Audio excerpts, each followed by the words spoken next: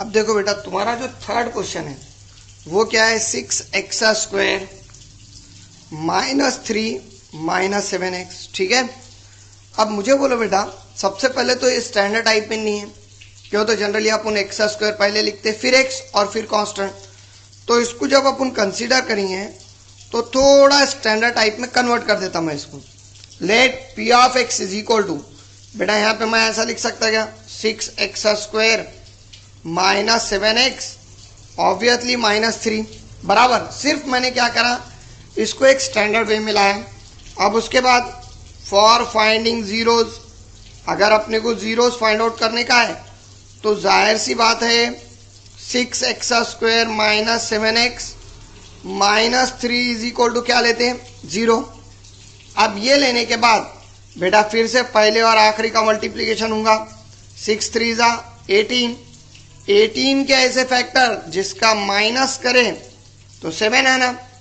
9 2 जा 18, बेटा बीच वाला साइन हमेशा बड़े नंबर को जाता, और जाहिर सी बात है फैक्टर में माइनस करे मतलब इन्हें प्लस माइनस का है तो इन्हें प्लस का आना। क्यों? तो फैक्टर में माइनस कब होता है, जब एक प्लस का और एक माइनस का आता। चलो इसको x लगाइए, that's why we get 6x² -9x + 2x -3 is equal to 0। अब ये दोनों में अगर अपन चेक करें तो बेटा x तो कॉमन है, साथ में 6 और 9 है, ये दोनों 3 के टेबल में आते, दैट्स वाई 3x कॉमन निकालें। सो वी गेट 3 2 जा 6 होता, दैट्स वाई 2, और x² है, x निकला इसलिए 2x आएगा। -3 3 जा 9 होता, दैट्स वाई 2x -3 आएगा। बेटा ये दोनों में कुछ भी कॉमन नहीं है, जनरली ये साइन तो कॉमन लेते, जब उन कुछ भी कॉमन नहीं है तो 1 कॉमन लेते, और अगर साइन कॉमन ले रहे तो कुछ फर्क नहीं पड़ता, that's why 2x -3 is equal to क्या आएगा, 0। सो वी गेट, अगेन जो डबल ब्रैकेट है वो एक बार लिखिए और जो बच गया उसको एक बार लिखिए, it is equal to 0, that's why 2x -3 is equal to 0, और again 3x + 1 is equal to 0। So we get 2x is equal to minus का 3 उठा के उधर लेके +3, that's why x is equal to 3/2 आएगा पहला वैल्यू, और 3x is equal to -1, so x is equal to -1/3 दूसरा वैल्यू। अब ये वैल्यूज आने के बाद जो सबसे इंपॉर्टेंट चीज है वो है देयरफॉर द जीरोज आर। बेटा अब तुम्हारे अगर जीरोज देखें तो 3/2 एक आएगा और -1/3 एक आएगा, correct. So therefore alpha is equal to 3/2, beta is equal to -1/3। Again the value of a is equal to 6, b is equal to -7 और c इज इक्वल टू -3। क्यों? तो x² x और लास्ट a b c रहता। चलो बेटा अब ये हुए बात, alpha plus beta it will be equal to 3/2 plus -1/3, correct. So we get 3/2 as it is plus minus -1/3। बेटा आराम से क्रॉस मल्टीप्लीकेशन होता है, तो क्रॉस मल्टीप्लीकेशन हुआ तो 3 3 जा 9। अब यहाँ पे अपन एक बार क्यों नहीं ले रहे डिनोमिनेटर, बिकॉज दोनों का डिनोमिनेटर अलग अलग है। -2 1 जा 2 डिवाइड बाई 3 2 जा 6, it will be equal to 7/2। Same pattern में alpha into beta, sorry alpha plus beta -b/a, again minus of b, that will be equal to -7 upon a, so it is equal to 6, sorry ये 6 आएगा। So we get minus minus plus 7/6। चलो ये आया 1, ये आया 2। Obviously अगर यहाँ पे देखें तो from 1 and 2 we can write alpha plus beta it is equal to -b/a। Again alpha into beta, so it will be equal to क्या होने वाला, 3/2 into -1/3, 3 3 gets cancel, so we get -1/2।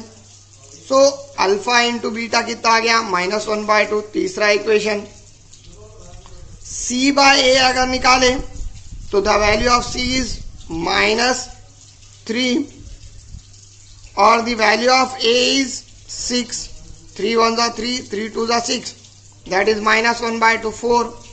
So from 3 and 4 अगर 3 और 4 को देखें तो alpha into beta it will be equal to C/A. ये तुम्हारा क्या हो गया बेटा, वेरीफाइड हो गया. देखो बेटा, अब अपना क्वेश्चन नंबर है 4. क्वेश्चन नंबर 4 क्या है, 4u² और प्लस क्या 8u. ठीक है, तो सबसे पहले तो इन्हें u के अंदर है तो इसका पॉलिनोमियल भी u कंसीडर करिए. लेट द पॉलिनोमियल इज, मैंने क्या पॉलिनोमियल कंसीडर करा बेटा, p ऑफ u लेंगे अपन, that will be equal to 4u² plus 8u बराबर. अब उसके बाद फॉर फाइंडिंग जीरोज, अगर अपने को ज़ीरो फाइंड आउट करने का है तो जाहिर सी बात है अपन क्या करते हैं, 4u² plus 8u it is equal to 0 लेते. अब ये दोनों में अगर देखें अपन तो 4 भी है 8 भी है, 4 कॉमन निकलता और u तो दोनों तरफ है, u भी कॉमन निकलेगा. दैट इज u प्लस 4 2 जा 8 होता, दैट्स वाई u प्लस 2 बचेगा क्या. So it is equal to क्या 0. अब ये आने के बाद again 4u is equal to 0 और u plus 2 is equal to 0 बराबर. That's why u is equal to 0 upon 4 और u is equal to -2 and we know that 0 by anything is always equal to 0. So u is equal to 0 और u is equal to -2. ठीक है, अब ये आने के बाद देयरफॉर द जीरोज आर, बेटा अपने जो ज़ीरो है वो 0 खुद है और -2 है. Therefore alpha is equal to 0, beta is equal to -2. और यहाँ पे अगर अपन ने ए बी सी देखे तो ए का वैल्यू 4 आएगा, इसमें कोई शक नहीं है. बी का वैल्यू 8 आएगा और यहाँ पे कांस्टेंट नंबर नहीं है. कांस्टेंट मतलब सिंपल एक नंबर, जैसा कि स्क्वायर वाला है सिंगल वाला है, नंबर नहीं है. तो that's why it is equal to क्या 0. अब ये आने के बाद पहले तो अल्फा प्लस बीटा निकालते हैं अपन. So alpha plus beta it is equal to 0 plus -2, so it is equal to -2. चलो -b बाय a निकालो, -b मतलब -8 by a that is 4, again -2. ये फर्स्ट, ये second. Again from 1 and 2 we get alpha plus beta it is equal to -b by a. चलो बेटा ये तो हो गया पहला. सेम पैटर्न में alpha into beta, again 0 into -2 that is 0. चलो थर्ड इक्वेशन. और c बाय a, c तुम्हारे पास 0 है और a तुम्हारे पास 4 है, again it is equal to 0. So alpha into beta it is equal to c by a. बेटा वेरीफाइड हो गई है.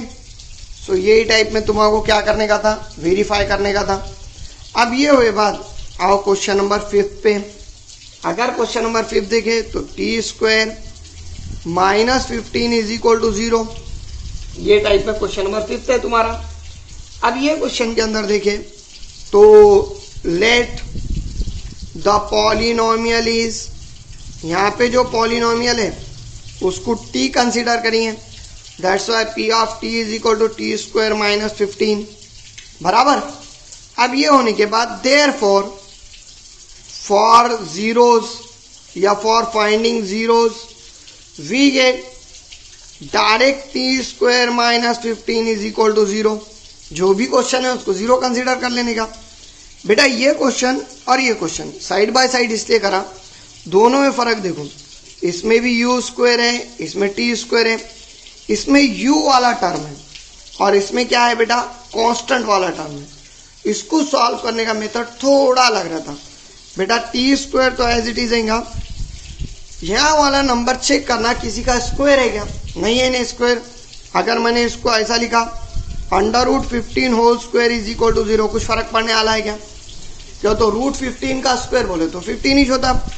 अब ये होने के बाद अपन एक फॉर्मूला पढ़े a² -b² that is a plus b और क्या a माइनस बी. नाउ ये फॉर्मूला यूज करे तो t प्लस √15 आएगा और क्या आएगा बेटा t minus √15 that will be equal to 0. क्यों, तो ये a है और ये b है तुम्हारा. So therefore t plus root 15 is equal to 0 और t minus root 15 is equal to क्या 0. That's why t is equal to minus of root 15 और t is equal to plus of root 15 बराबर. Therefore ऐसा बोल सकते हैं अपन the zeros are root 15 and minus root 15 बराबर. Therefore alpha is equal to root 15 and beta is equal to minus root 15. अब जाहिर सी बात है ए बी सी का वैल्यू बचा. ए का वैल्यू तो कन्फर्म ही है, एक्स स्क्वायर के साथ या टी स्क्वायर के साथ जो रहेगा वो ए है. बेटा यहाँ पे u के साथ 8 था इसलिए b हुआ. यहाँ पे t वाला टर्म नहीं है, टी स्क्वायर है लेकिन t नहीं है. t वाला टर्म नहीं है मतलब b इज इक्वल टू 0 आएगा. और c का वैल्यू क्या आने वाला है तो माइनस 15, क्यों तो लास्ट में कांस्टेंट नंबर अवेलेबल है. तो चलो अब अल्फा प्लस बीटा अगर देखिए अपन तो root 15 plus minus root 15 that is root 15 minus root 15 it is equal to 0 and minus b by a that is 0 by minus 0 by 1 again 0 1 2. so alpha plus beta it is equal to minus b by a. Same pattern में दूसरा क्या है भाई यहाँ पे तो alpha into beta it is equal to root 15 into minus root 15. बेटा minus तो एज इट इज रहेगा, रूट रूट कैंसिल हुआ तो सिंपल 15 रहेगा. चलो c by a, c minus 15 a 1 minus 15, चलो ये 3 ये 4. So from 3 and 4 we get क्या आने वाला है तुम्हारे पास alpha into beta it is equal to c by A. So ये टाइप में तुम्हारे पूरे के पूरे आंसर्स है. और क्वेश्चन नंबर 6 तुम लोगों को होमवर्क है, ठीक है.